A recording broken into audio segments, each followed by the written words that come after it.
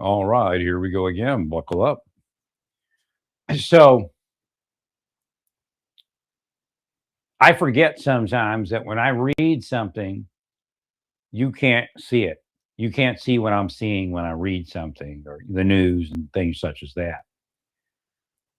So I'm going to help you with a couple things here.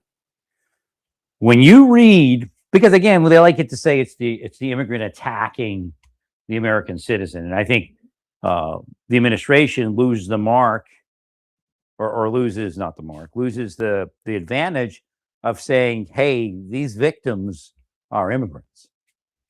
So I just want to tell you, every time you look on the ICE page and you see that an immigrant touched a child or harmed a child or raped a young girl, 99% of the time that's an immigrant girl or an immigrant boy.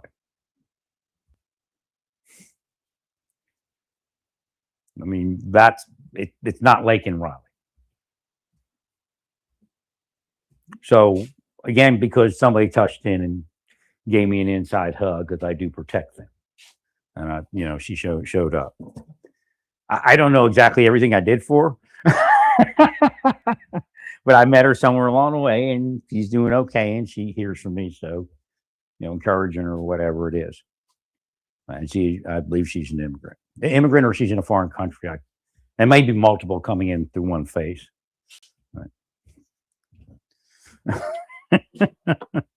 I still don't know what I all did for her, but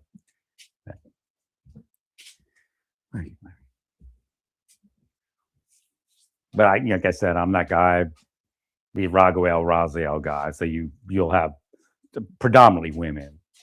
I'm a saint of women and things. So that's why they do this to me on the planet. Because I'm an angel that part of my charges are protecting women 100%, and young girls and things like that. Okay, let me. So again, the knowledge that what you're seeing is you're not understanding what that is. Maybe we're not helping. And again, well, this guy's not a criminal. That guy, ICE knows how it works. ICE knows there's only a certain percentage of people that are arrested to commit those crimes. Okay, so we know based upon percentages of how many get arrested versus in any given crime. But you see the large number, so there's even a larger number out there that are not being arrested. So we need to just clean it up so it's manageable. That's really what the goal is, to make all of this manageable.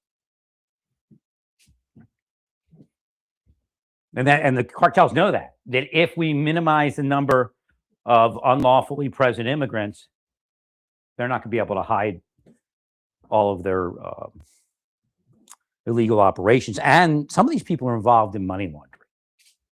They're not. ICE is not going to spend the next year trying to figure out why all these immigrants have extra income. Of course, some don't report the IRS. As Marshal Service, when we go in looking for a fugitive, you could have drugs. We might not even call anybody. We don't. It just depends what we find, right? Because we got the fugitive and we got to get to the next fugitive.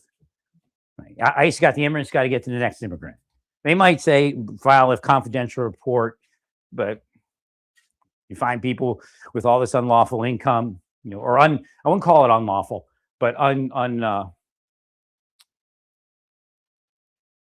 what's the word I'm using? They curse me because I use it in reference to the people I worked with.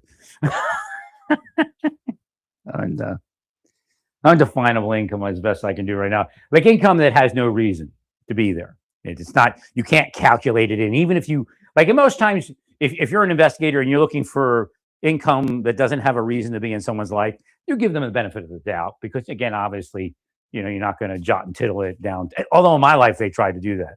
Well, I don't know where he got this dollar from. Where did he get the dollar from? He probably committed some crime. Meanwhile, the drug boss, $100,000 for an immigrant. He probably just under the table. That's all. So again, this is what's happening. They're part of the money laundering network. Now, one thing you should understand, the people that run the government in Minnesota, they're part of the money laundering network also. So that's why they're protecting it. like, Hennepin, whatever it is, attorney there, the mayor, the governor. They're all part of the money laundering network, so they're protecting.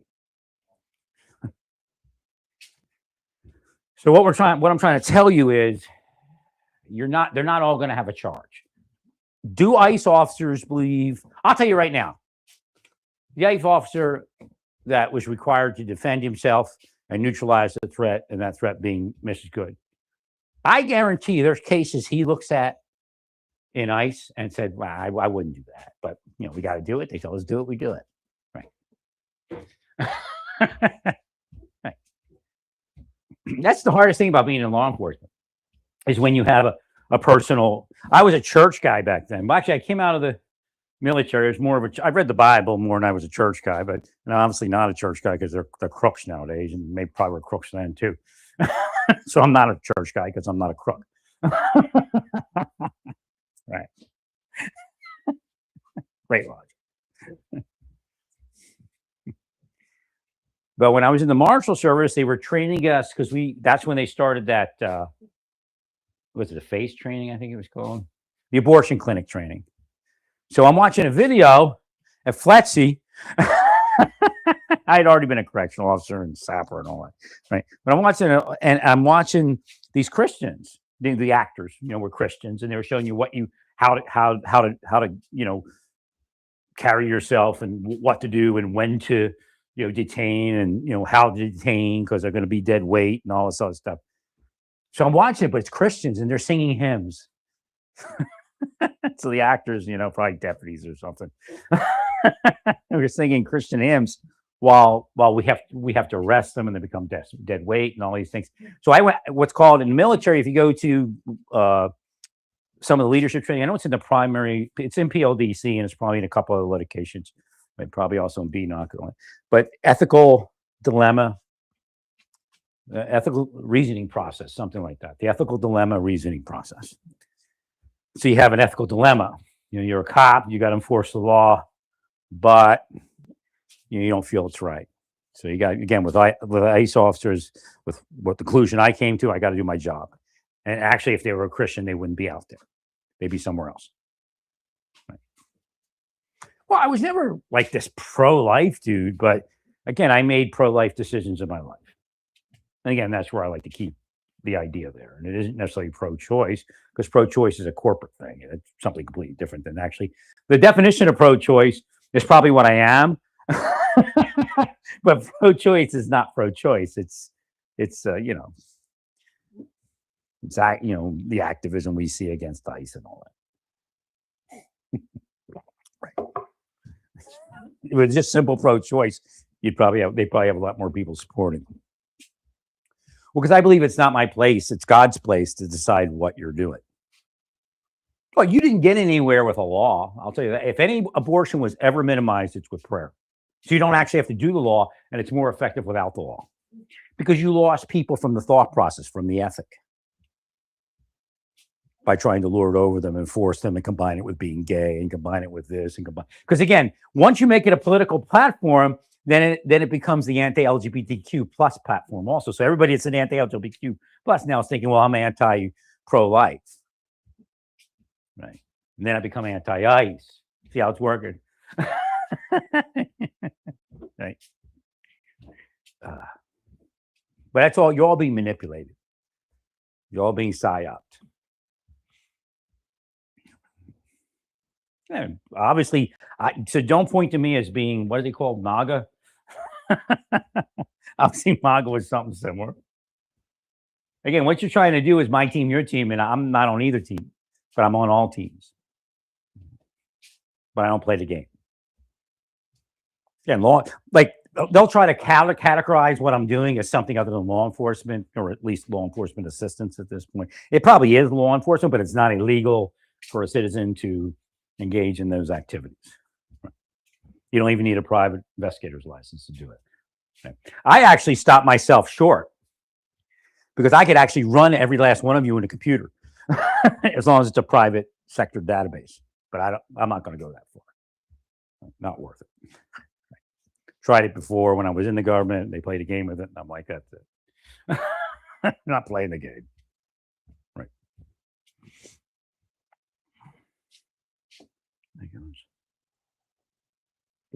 Well, essentially, when I left, they had the choice to admit what they were doing to me, or I was gone, and that was it. Right? And again, they kind of did and made a deal, but never came clean with it. What deep state will do is it will bide its time and then start it up again. Now, it doesn't mean that it's not doing it, but it can't be totally overt until it runs the statute of limitations. Then it starts it again. But like I said, it never stopped. So it's one long conspiracy, one long criminal conspiracy. Its statute of limitations have never run on the people that started doing this to me in the 80s. Because there's a nexus between all of them. Right. They give, again, in the government, you see me use the term progeny. That's who they are. They give it to the next generation. So, like Mueller, the next generation, Merlin Comey, the next generation was like Shrizak, that attorney. McCabe was actually their generation.